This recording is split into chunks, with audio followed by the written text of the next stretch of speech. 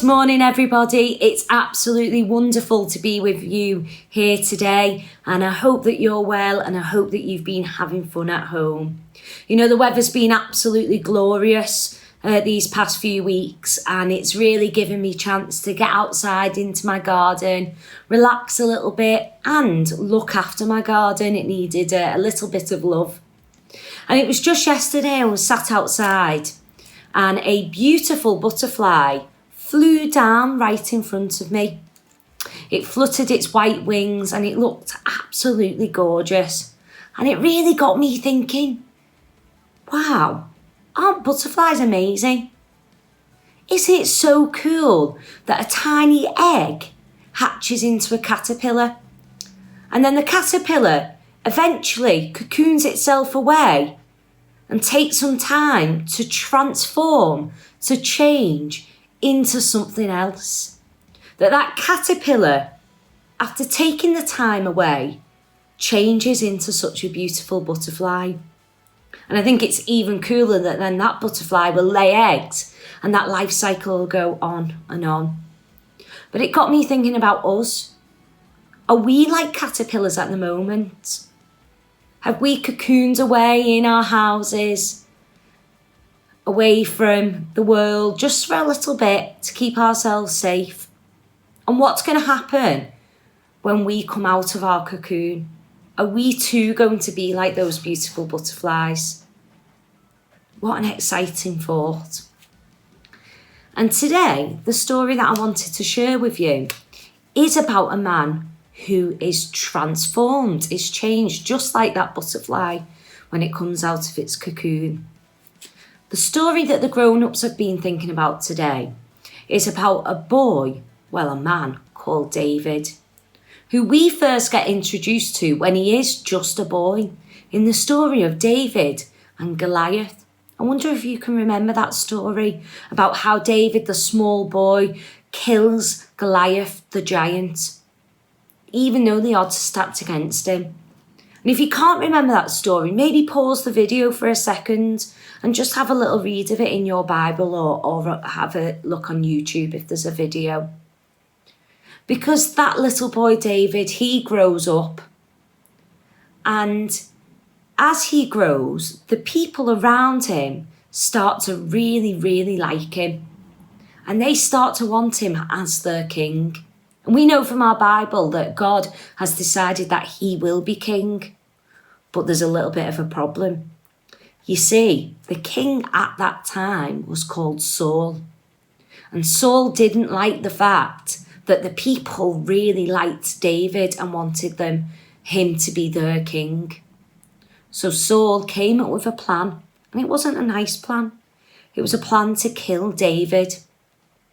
So David fled to the wilderness, and throughout his time there's part of this story that I really want to pick into. And that's when David goes and he hides in a cave. And while David is in the cave, who happens to come in but Saul, the man who wants to kill him? Now, if you were David, what would you do? Would you hide and not say anything? Would you jump out and scare him and hope that he runs away? Or would you do what David was going to do and kill Saul? Now, you see, Saul was sleeping in the cave, and it gave David the perfect opportunity to kill him. And actually, that's what he was going to do. He went to David, but something inside him told him, no, this isn't right. And he stopped. And that led to a conversation between Saul and David, where David said, listen, I could have killed you in that cave. I could have hurt you, and I chose not to. Why do you hate me? And your grown-ups can tell you a little bit more about that story. But the key theme that I wanted to pull from that story was how David changed when he was inside that cave. Inside the cave, it gave him time to think and to change how he dealt with situations. It gave him time to change and transform Just like that beautiful little caterpillar turning into the amazing butterfly. That time away on their own led them to change. So we call that isolation when you're on your own. And at the moment we are self-isolating in our houses. And I wonder if from that isolation, we're going to see a transformation of ourselves. Wouldn't that be great to come out of isolation, like David came out of the cave, a different person and with different ideas. So I thought I'd do a little bit of a craft activity with you now. And I will pre-warn you, I'm not very arty and I don't have lots of different materials just lying around my house. So I thought very carefully about what we could make with things that might just be around the house and things that you would have at home. So we're going to make a scene of David and Saul when they come out of the cave. Now I've started mine already because it does take a little bit of prep. I didn't have any brown paper at home. So what I've done is I've took some normal paper, like this white paper, and I've dipped it in coffee to make it brown, to make it look a bit like a cave. And what we're going to do is we're going to make a scene with the ground and with a cave, and then we're going to make David and Saul and write a message of encouragement or something that you would like to change onto this piece of paper. So like I said, I've started mine, but I'm going to show you how I did this first step. It was really easy. All I did for the cave here, I just crinkled some pieces of paper. So like I said, I'd already dyed my paper with some coffee, and then I just twisted it into the shape of a cave, like so. Just plain paper. Now, if you've got brown paper at home or different coloured paper, this is going to look even better. And once I twisted my paper, I carefully positioned it onto the edge of my other piece of paper that's going to be the ground. And when I was happy with the shape, I stuck it down. Now, I use something called masking tape, which is a tape that grown-ups use for decorating. You might have this or you might have some sellotape. I used a bit of both. Then when I stuck it down to the ground, you can see here, and I'll show you my masking tape at the back there. I then secured it and I put another piece of paper just over the top to make it look like a cave inside. Now, I need my characters for the story. So, on a different piece of paper or card, whatever you've got, I just drew the outline of David and Saul. So I'm going to do that really quick to show you how quick it can be.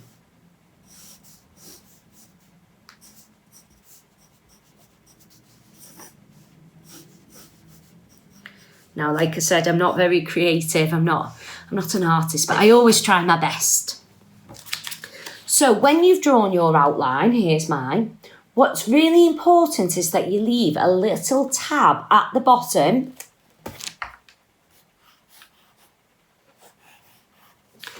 like this that we're going to cut out later, and that's going to help our characters to stand up. Once you've drawn it and you've added your detail, it's time for some colour. You can paint it, you can use felt tips, you can use pencils, use whatever you've got. Now, hopefully, a little bit of magic's going to work. And this is a moment that I've always wanted to do. My dream job was to be a Blue Peter presenter. So if this works, I'll be very happy. I'm going to take my felt tip pens. I'm going to take my drawing and I'm going to see if I can colour it in super quick. Oh, it's worked. Here's my drawings coloured in. Then the next step is you just need to cut those out. You can see I've already started cutting mine out. So I'll just finish that off and then I'll show you the next step. So I'll just cut around my little figures. Now, when I drew mine, I had lots of little parts, which has made it quite tricky to cut out. So you might need an adult's help at this point. And make sure you don't use scissors unless you've asked an adult and an adult said that's okay. So there's my little David. He's holding his sword. And here's my King Saul. Just finished cutting him out. Like so. Just pop that to one side. I'll use that for another craft. So now I've got David and I've got Saul. And I'm going to stick them onto my scene. So like I said, make sure you leave that little tab, because then what you can do is fold that down and you can stick David to your piece of paper using that as a little glue tab. Now again, I don't have any glue, so I've used some sellotape instead. So I'm going to get my cave and I'm going to think about where I want my characters to go. So I think I'd like David to go in front of the cave like he's just come out. So I'm going to take a piece of sellotape. Could use scissors for that. And I'm going to stick him down in front of the cave. Now I might need a couple more pieces of sellotape just to secure him, but I'll show you what he looks like so far. There he is, looking nice and colourful. He's got a happy smiley face because he's had his conversation with Saul. And I'm going to do the same with Saul now as well.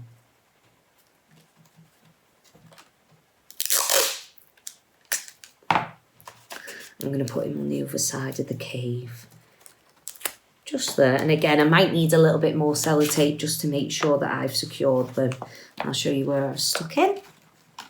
Oh, he's a little bit floppy, so I'm going to need some more sellotape. So I've got my two main characters from the story. I've got David and Saul. And now I want to put something along the bottom. And I thought, oh, what can I put? And I had a few different ideas. I thought maybe I could write, from isolation comes transformation. Maybe I could write a little bit about the story. Or maybe I could put a Bible verse or a song that I really, really love. Now, there is one song that I love and listen to all of the time. And when I got married last summer, it was a song that we had at our wedding as well. Because it's really special to me because it reminds me of the boys and girls in my school. And that song is My Lighthouse, which I'm sure you know. And if you don't, please listen to it because it's such a beautiful and lovely song. And the song is all about how God is going to help us. And during this time in isolation, there's been times when I've just really wanted to go outside and play, or I've really wanted to go and see my family and I've not been able to. And that's been really tricky, and I've needed God's help. I've needed him to help to transform me. And every time I need God's help, I play that song because it reminds me that no matter what, God is going to be there for me, and I just need to look for him like a lighthouse in a storm. So I'm going to choose some of my favourite words from that song, and I'm going to put it along the front of my picture. And one of my favourite parts of that song is, you will carry me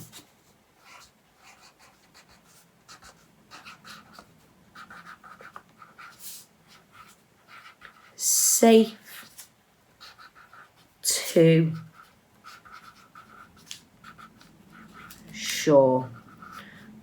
But like I said, it could be anything that you want to put on your picture. But I know those words, you will carry me safe to shore, for me apply to my life in so many different ways. For me, being safe to shore is coming out of isolation at the end and transforming. And that's why I chose those words. But you can pick your favourite song apart from the story, or that phrase that we've been using. From isolation comes transformation. Now, I hope that you've enjoyed the little craft. It's nice and simple because if you were in my class, you'd be able to tell everyone that I need lots of simple art activities. It's all things that you should be able to find at home, but it will remind you of that story and how David made that big, brave decision not to hurt Saul, but to do something different.